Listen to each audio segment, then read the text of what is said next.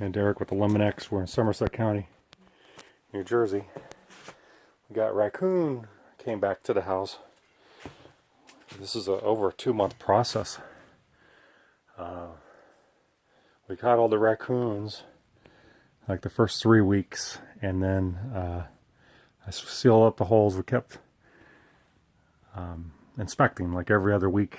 They were reporting noise, so I put traps. I started putting a trap up here, and then we caught a couple more raccoons, and then nothing, and then more noise. Turned out to be squirrels, so we put traps for squirrels. For about 2.5 weeks, we were dealing with squirrels only. Finally patched up those holes after the squirrel situation, and a raccoon happened to get in. It's like they're just taking shifts, alternating infestations here. So this trap was sitting up here for about with no activity since Thanksgiving, a whole month, and then we got something in here just last night.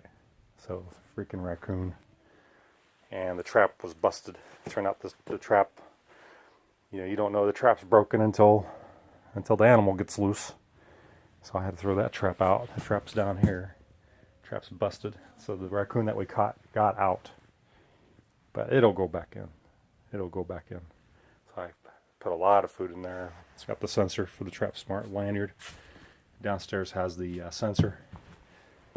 I'll make another video showing the light on there. So we'll catch it hopefully within the next couple days.